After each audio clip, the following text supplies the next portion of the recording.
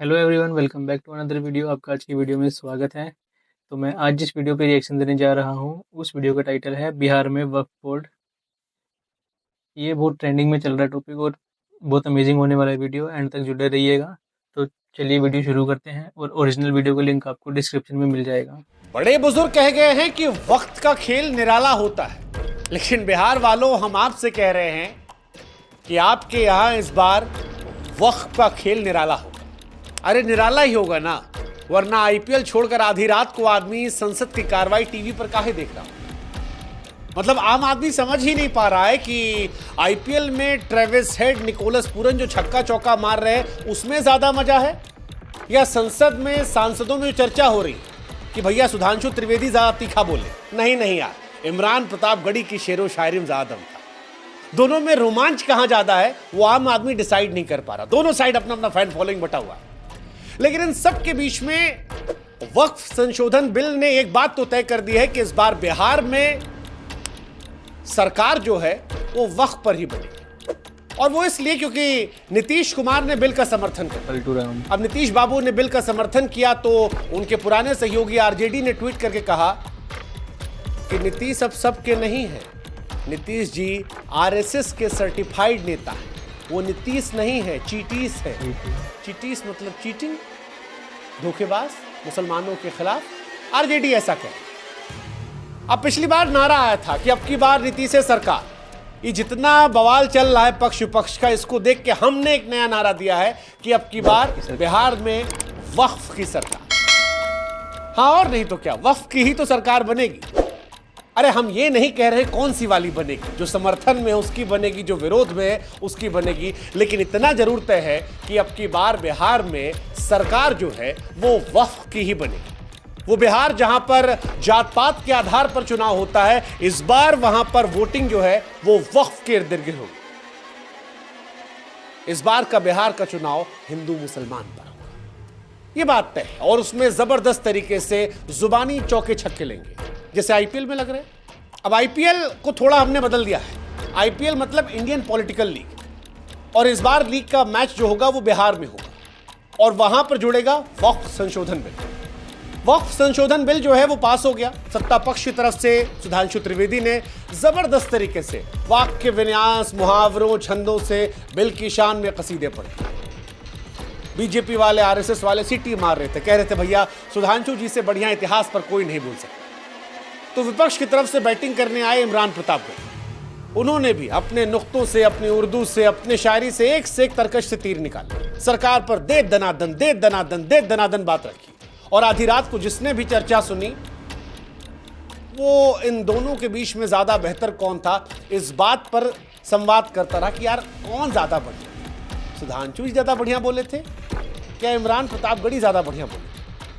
लेकिन इन सारी कहानी के बीच में वक्फ संशोधन बिल का जो सबसे इंपॉर्टेंट हिस्सा है वो बिहार से जुड़ जाता है।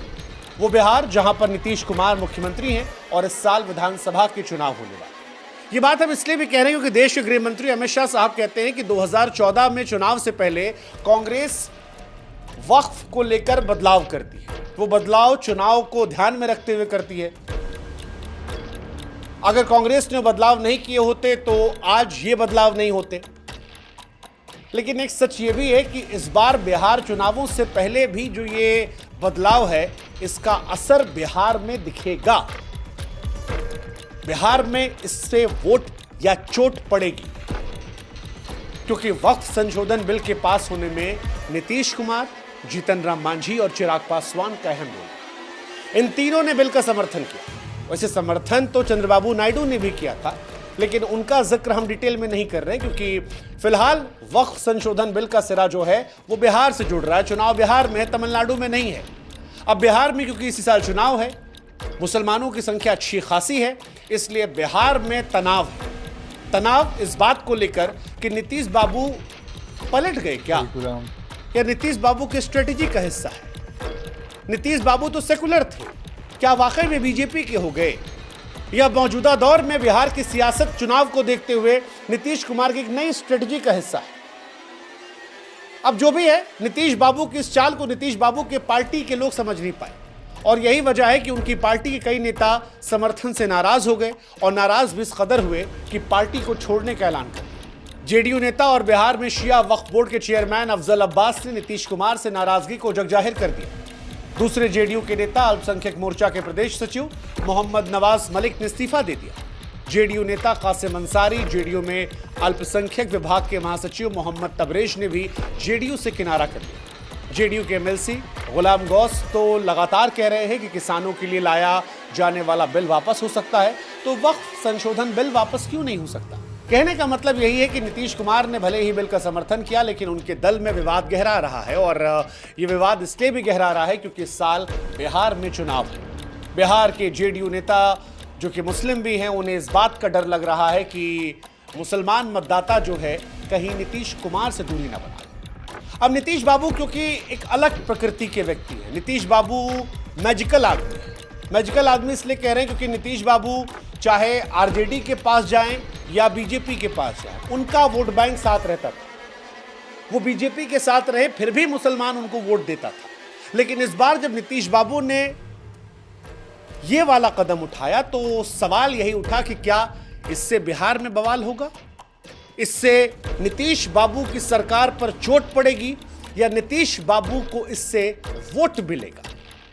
सवाल उठ रहा है कि नीतीश कुमार को बिल का समर्थन करने का हर्जाना क्या बिहार चुनाव में भुगतना पड़ेगा या फिर नीतीश कुमार ने बिल का समर्थन करके गहरी चाल चल दी है जो उनके लिए फायदेमंद है। नीतीश जी के बारे में लालू जी अक्सर कहते हैं कि नीतीश के पेट में भी दांत है, उनके दाएं हाथ में क्या है उनके बाएं हाथ को पता नहीं होता। ऐसे में नीतीश कुमार को लेकर दोनों तरह की चर्चाएं चल रही। हालांकि इस फैसले को अगर आप आंकड़ों समझेंगे तो 2009 से लेकर 2015 तक मुसलमान वोट का बड़ा हिस्सा नीतीश कुमार गठबंधन को मिलता है। 2009-2010 तक तो नीतीश कुमार बीजेपी के साथ बिहार में लड़ने पर भी 21 से 62% तक मुसलमान वोट पाते रहे।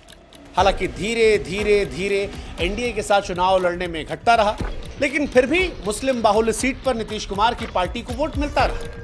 2014 के लोकसभा चुनाव में नीतीश कुमार एनडीए के साथ थे, तब एनडीए को 21% वोट मिले थे और कांग्रेस आरजेडी गठबंधन को 60% मुस्लिम वोट।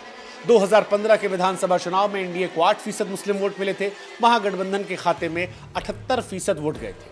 2019 के लोकसभा चुनाव में दुर्गति और ज्यादा हो गई, एनडीए को महज 6% मुस्लिम मतदाताओं ने वोट दिया, जबकि महागठबंधन को 77% मुस्लिम मतदाताओं का वोट मिला। 2020 के विधानसभा चुनाव में नीतीश कुमार को झटका लगा। बीजेपी के साथ लड़ने के बावजूद एनडीए को केवल 5% मुसलमानों के वोट मिले, जबकि 76% वोट कांग्रेस आरजेडी गठबंधन को मिले। अच्छा, वक्फ का समर्थन चिराग पासवान की पार्टी ने भी किया है, जिन्हें 2020 के विधानसभा चुनाव में केवल 2% वोट मिले थे। तो क्या यह माना जाए कि नीतीश कुमार ने जो ये समर्थन किया है, ये सोच समझ कर किया है?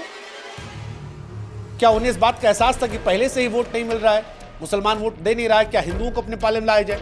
क्योंकि बिहार में जातिगत चुनाव अगर होता है तो आरजेडी कांग्रेस को फायदा होगा। यूपी बिहार की पॉलिटिक्स का ये एक बड़ा हिस्सा है कि अगर हिंदू वोटों में डिवाइड होता है तो सीधा फायदा विपक्ष को जाता है, लेकिन अगर हिंदू मुसलमान हो जाता है तो बीजेपी के लिए रास्ता आसान हो जाता है। क्या वक्फ बिहार में इस बार वही करेगा?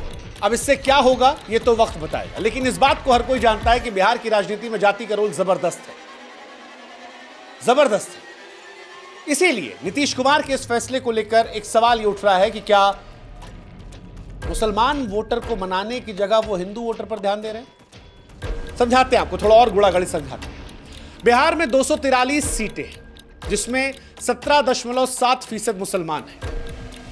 मुसलमानों में 12.9% पसमानदा मुसलमान है, वही पसमानदा जिनकी वकालत सरकार वक्फ संशोधन बिल में कर कि उनका हक न मारा जाए, इसलिए बिल लाएगी। खैर, सारी कहानी जो है वो मुसलमानों के इर्द गिर्द घूम रही है। जैसा कि पहले ही कहा था कि इसका एक सिरा बिहार से जुड़ता है, तो बिहार में मुस्लिमों को हक में करने के लिए एड़ी चोटी का सबने जोर लगा। तेजस्वी पहले ही इफ्तार करके इंशाअल्लाह का नारा लगा चुके हैं। कांग्रेस मुसलमानों के हितैषी लगातार खुद को बता रही है, तभी तो बिहार के किशनगंज से कांग्रेस के सांसद वक्फ बिल के खिलाफ सुप्रीम कोर्ट तक पहुंच गए। बीजेपी भी चाहती है कि भले ही थोड़ा सा ही सही, मगर मुसलमानों का वोट उसे अगर मिल जाए तो सौगाते मोदी जैसी योजना चल जाएगी। बिहार में सबसे ज्यादा सौगातें मोदी बांटी गई है। इस बार तो इंपैक्ट प्लेयर के तौर पर बिहार की राजनीति में प्रशांत किशोर भी उतरे, उन्होंने भी पूरा दमखम लगा रखा है। ऐसी स्थिति में सवाल यह है कि बीजेपी और नीतीश कुमार की स्थिति क्या हो। सवाल यह भी कि क्या प्रशांत किशोर मुसलमानों का वोट आरजेडी से काट पाएंगे? कांग्रेस और आरजेडी से छिटक कर मुसलमान जो है वो पीके के पास जाएंगे? जो कुछ होगा वो वक्त बताएगा, लेकिन एक बात जो हमने भी अब पहले आपसे कह रखा था कि बिहार में इस बार सरकार वक्फ ही बनाएगा। इधर वाला उधर वाला वो चुनाव के बाद पता लगेगा। लेकिन फिलहाल बिहार में अगर मुसलमान मतदाताओं की बात करें तो सीधे सीधे 243 विधानसभा सीटों पर 29 सीटें ऐसी हैं जहां पर मुस्लिम मतदाता 20 से 30% है। 7 सीटें ऐसी हैं जहां पर 30 से 40% मुसलमान है। 11 सीटें ऐसी हैं जहां 40% मुसलमान जो है वो निर्णायक भूमिका में रहते हैं। और यही वजह है कि बिहार में विपक्षी दल मुसलमानों को लुभाने के लिए बार बार कह रहे हैं कि वक्फ बिल मुसलमानों के खिलाफ है। बिहार के चुनाव में वक्फ का मुद्दा इसलिए भी अहम रहेगा क्योंकि बिहार में सुन्नी वक्फ बोर्ड के पास 2900 संपत्तियां हैं, जबकि शिया वक्फ बोर्ड के पास केवल 327। इन संपत्तियों को लेकर कई विवाद ऐसे हैं जो अदालत में लंबित हैं। सुन्नी वक्फ बोर्ड की चेयरमैन की माने तो सिर्फ पटना में ही 300 से ज्यादा वक्फ की संपत्तियां हैं, जिनमें 250 से 300 मामलों की सुनवाई वक्फ ट्रिब्यूनल और हाईकोर्ट में चल रही है।